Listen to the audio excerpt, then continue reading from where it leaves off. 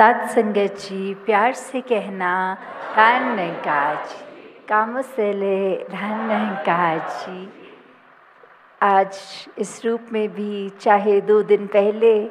आप सभी संतों के दर्शन हुए और आज तो और भी दूर जगह से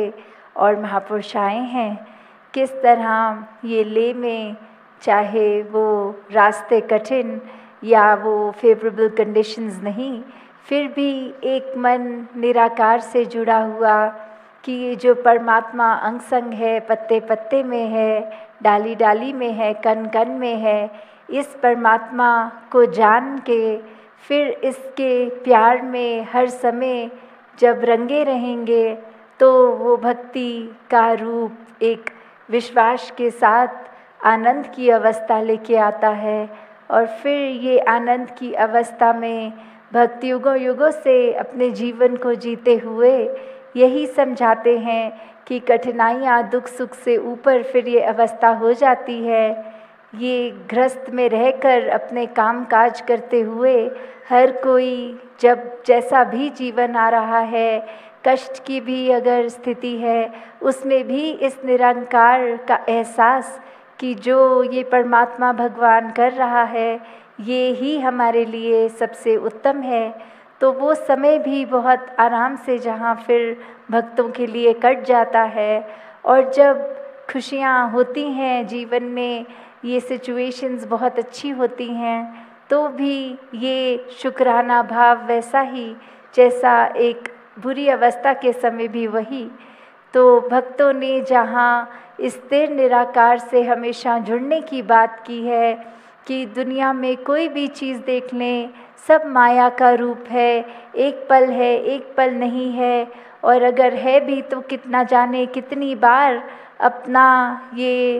रूप बदल लेती है, तो वो अपने आप में स्थिर नहीं है। स्थिर सिर्फ और सिर्फ ये परमात्मा है। जब मन इस परमात्मा के साथ जुड़ जाता है तो ही एक जीवन स्थिर हो जाता है, एक सहज हो जाता है, और मन के भाव भी फिर हमारे एक ये बात समझ आ जाती है कि ये शरीर के ख़त्म हो जाने पर भी जो परमात्मा का ब्रह्म ज्ञान समझ में आया, इस ज्योत ने जो इस शरीर के अंदर आत्मा है उसने कैसे फिर इस परमात्मा के साथ ही मिलना है। तो जहाँ ये ब्रह्म ज्ञान की दात आप सबके हिस्से में है, और अभी भी सत्संग के दौरान महात्मा आवाज़ दे रहे थे कि जो इस रोशनी से अभी वाकिफ़ नहीं है, जिनको ये बोध नहीं है, वो आज ही ये अपने जीवन को जीते जी ये ब्रह्म ज्ञान प्राप्त कर लें, ताकि जो मनुष्य योनि में आके सबसे बड़ा जो उद्देश्य होता है तो वो परमात्मा के साथ एकमिक होके इसका ज्ञान प्राप्त करके स्वयं की जानकारी कि आत्मा सिर्फ एक हमारे अंदर जो है वही है सदैव जो रहती है। जहाँ कोई भी ग्रंथ उठा दें, अगर उसमें बात ये रीबर्थ की हो रही है, ये आवागमन के चक्रों की बात हो रही है, शरीर बदलने की, तो वहीं वो ग्रंथ मोक्ष की भी बात कर रहे हैं। और एक बार ये मोक्ष जब प्राप्त होता है तो आत्मा शरीर नहीं बदलती, क्योंकि वो अपने परम उद्देश्य को प्राप्त कर लेती है जीते जी। तो जहाँ हर एक ने आज सत्संग के दौरान ये भी बोला कि ले शहर में ब्रह्म ज्ञान ले, और ये लहर ये ले की ये ब्रह्म ज्ञान लेकर ले में चलती रहे। वहीं जो 2 दिनों से दासी शहर भी घूम रही थी तो एक संगम पॉइंट भी देखा, वहाँ बहुत ही खूबसूरती से इंडस रिवर दूसरी नदी से मिल रही, और कैसे एक जगह पर इकट्ठे होके फिर 2 रंग अलग अलग दूसरे रास्ते जा रहे। तो मन में वही भाव कि एक नदी का चाहे नीला रंग था और दूसरी मिट्टी के जैसे रंग की, और कैसे वो बहुत ही अलग अलग शिक्षा देने वाली वहाँ पे एक शिक्षा मिली कि कैसे ये संगम, चाहे हम देखने में कितने भी भिन्न हों, चाहे हमारे कल्चर्स, हमारी आदतें, हमारा खाना पीना, हम किसी तरह के भी जो भेदभाव हैं, कैसे वो जहाँ संगम होता है वो अपनत्व का भाव आ जाता है, वो एकत्व का भाव आ जाता है। और फिर ये पानी ने तो प्यास ही बुझानी है, इस पानी ने तो वो एक बेसिक कंपोनेंट H2O का, वो चाहे दिखने में कितना भी फ़र्क वो पानी का, वो है तो वही चीज़। उसी तरह भिन्न भिन्न दिखने वाले चाहे कैसे भी हों, कहाँ के भी हों, एक जो मेन उनके अंदर पूजनीय बात कि हम हर एक से ये ना सोचे कि हम श्रेष्ठ हैं। जो परमात्मा हमारे अंदर है सामने वाले के भी अंदर वही, तो फिर ये नफ़रत की बात नहीं मन में उजागर होती। कैसे एक अभी भी हमने गौतम बुद्ध जी के जीवन का एक ये व्याख्यान जहाँ सुना, तो एक जो सबसे बड़ी टीचिंग एक मिडल पाथ की जो सिखाई गई कि एक्सट्रीम्स की ओर नहीं जाना है, एक जीवन में बैलेंस बनाना है, एक मध्य मार्ग, उसके ऊपर कैसे भक्त पल पल जीते हैं। और ये कोई आज की बात नहीं, युगों युगों से ये बात समझाई गई इंसान को कि मन में अपने अच्छे भाव रखने हैं, करुणा, दया, प्यार, निम्रता, और वहीं मन से दुर्भाव, नफ़रत, वैर, विरोध, ईर्ष्या इत्यादि उसको कैसे मन से अपने निकाल देना है। तो ये संभव कब होता है? जब इस परमात्मा से हम एक हो जाते हैं, तो फिर परमात्मा की बनाई हुई पूरी कायनात ही, ये पूरा ब्रह्मांड, ये ही हमें एक कण कण में परमात्मा के दर्शन होते हैं। और फिर एक दिल से किसी से जानबूझ के कोई दुर्व्यवहार नहीं किया जाता। फिर एक अगर हम ये अर्थ को भी देखते हैं तो होता है कुछ कंट्रीब्यूट ही करें, कुछ अच्छा करें, सफाई रखें, एक ब्लड डोनेशंस के रूप में कि दूसरों के वो जहाँ पे खून की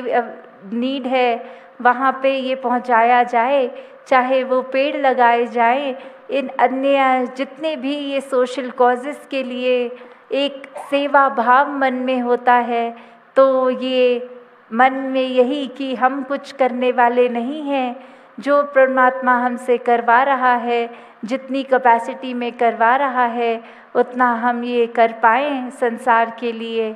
तो कैसे जहाँ इधर आते वक्त भी एक जगह का नाम शे देखा, तो मन में ध्यान यही आया कि ये पढ़ने में एक सेकंड के लिए वो श्रेय लगा, और ऐसे लगा कि ये परमात्मा को हर चीज़ का श्रेय जब दिया जाता है तो सबके लिए एक साथ रहना, एक दूसरे से प्यार करते रहना कितना आसान हो जाता है। जैसे अभी भी हम बाहर अगर नज़र घुमा रहे हैं तो रेत भी दिख रही है, पेड़ भी दिख रहे हैं, पत्थर से ये पहाड़ एक चट्टान रूप भी दिख रही है। तो कैसे ये कोएग्जिस्ट कर रहे हैं, चाहे हर एक के वो अलग अलग कैरेक्टर्स, फिर भी ये सिर्फ सुंदरता ही ऐड हो रही है। तो कैसे हम अगर दूसरों की कमियां ना देखें, सिर्फ उनके अंदर क्या अच्छाइयाँ हैं, तो ये मन भी हमारा शांत रहेगा, सीखने को भी दूसरे से मिलेगा, और एक सामाजिक रूप में एक दूसरे के साथ सहयोग करते हुए तालमेल बना के एक किसी की लिए कुछ बुरा ना सोचते हुए ये हर एक के लिए हित के भाव मन में आएगा। कैसे सिर्फ एक सेल्फिश होके कि हम अपनी ही बेहतरी करते जाएं, दूसरे का नुकसान होए तो फ़र्क नहीं पड़ता, ऐसे मन में भाव तो बिल्कुल नहीं आते। फिर यही भाव आता है कि हमारा भी अगर ये परोपकार, ये प्रोग्रेस किसी रूप में हो रहा है तो हर एक का हो। ये भक्त फिर अपने मन से प्रार्थना, अरदास, सुमिरन रूप में भी पूरे संसार के कल्याण की करता है। सिर्फ सेल्फ सेंटर्ड अपने ऊपर ही एक नज़र करके कि हमारी सेहत ठीक रहे, हमारा बिजनेस ठीक चले, हमारा ये ठीक हो जाए, ऐसी अरदास नहीं, पूरे विश्व के लिए कि सभी एक अच्छा हर समय महसूस करें, सभी इस परमात्मा से जुड़ें, सभी फिर किस प्रकार हमेशा ऐसे ही सोच रखें जैसे यहाँ जो हर किसी मोनास्ट्री में भी वो समझाते हैं कि ये शरीर, ये दिमाग, ये जीव कुछ भी बुरा ना उस तरह कर्म करे। तो कैसे एक जब सोच ही अच्छी रहती है तो मन के अंदर फिर अच्छे भाव बैठते हैं और फिर ये जीव भी हमारी सिर्फ एक बिना गाली गलौज एक अच्छी भाषा का ही प्रयोग करती है। और फिर एक ये टर्म भी सभी ने सुनी होगी, साइकोसोमैटिक, कि जब हम अपने दिमाग में कुछ सोचते हैं कि हमें बहुत ठंड लग रही है तो शरीर को और लगने लग जाती है, या दिमाग में अगर लगता है कि अभी भूख लग रही है तो अचानक से भूख भी लगने लगती है। तो कोई अगर लगता है दर्द हो रही है, वो दर्द का भी एहसास होने लगता है। तो उसी प्रकार हमारा शरीर भी फिर उस तरह ही हमारे दिमाग से रिस्पॉन्स लेता है। तो जब सोच शुद्ध होगी, बोली शुद्ध होगी, शरीर ठीक रहेगा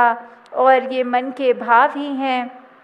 जो वो बात भी होती है कि नज़र बदलो तो नज़ारे बदल जाएंगे। तो कैसे हम अगर एक फूल को देख रहे हैं तो नज़र हमारी उसकी कोमल सी पंखुड़ियों पे, उसकी खुशबू पे जा रही है या उसके आसपास के कांटों पे जा रही है। अगर हम कांटे ही देखते रहेंगे तो वो फूल के आनंद से वंचित रह जाएंगे, और अगर फूल पे ध्यान होगा तो उसकी कमियों, उसके कांटों पे नहीं ध्यान रहेगा और यही लगेगा कि अगर परमात्मा ने कांटे दिए हैं तो वो फूल के बचाव के लिए दिए हैं, वो फूल की प्रोटेक्शन के लिए दिए हैं। तो उसी तरह जब हमें जीवन में लगे कि कुछ ठीक नहीं हो रहा तो वो कांटे अपने जीवन के भी हम ऐसे माने कि ये भी हमारा बचाव हो रहा है। तो दासी और समय ना लेके इन्हीं शब्दों से आपसे आज्ञा लेगी कि आज बहुत ही अच्छा लग रहा है, आप दूर दूर से आए हैं। और जैसे अभी जिक्र भी हो रहा था कि अक्सर इधर आके वो सर पे हिट भी ऑक्सीजन लेवल की कमी से तबीयत सांस चढ़ना, फिर भी सब ने ये सत्संग को जब उद्देश्य बनाया कि इस भगवान की, इस परमात्मा की निराकार की बात होगी, तो फिर वो सेकेंडरी बात रख दी कि फिर तो एक ये बात ये हुई कि चलो सत्संग करेंगे, फिर दूसरी बात ये हुई कि चलो एक आधा दिन और रह के नज़ारे भी देख लेंगे। पर उस वजह से नहीं आए कि घूमने चलते हैं और सत्संग बीच में कर लेंगे। तो भक्तों ने तो उद्देश्य और ये जो फोकस हमेशा सेवा, सुमिरन और सत्संग को ही रखा है, और बाद में सेकेंडरी प्रेफरेंस बन जाती हैं और चीज़ें करना। तो उसी तरह हर कोई जब भाव मन में एक सेवा का कि दूसरे के लिए कुछ भी कर सकें, उसको अहंकार से मुक्त होके करना, ये सत्संग में अच्छी बातों को ग्रहण करके संतमति अपनाना, जीवन में एक प्रयोग करना। और सुमिरन भी शब्दों का सिर्फ उच्चारण नहीं, कि ये मन से जब तक ना हो तब तक सिमरन नहीं होता। ये परमात्मा से तार जोड़ी मन की और अपनी गलतियां बख्शवाते हुए पूरे संसार के लिए एक परोपकार के भाव रखते हुए, एक अपनी स्पिरिचुअलिटी को ग्रो करते हुए ये सिमरन तभी मुबारक है। तो दातार कृपा करे हर एक के जहाँ जीवन में विश्वास से पूर्ण भक्ति आए, वहीं ये भक्ति तब तक ही मजबूत रहती है जब साथ में सेवा, सिमरन, सत्संग हो। तो दातार कृपा करे हर एक पे। सत्संगत जी, धन निरंकार जी।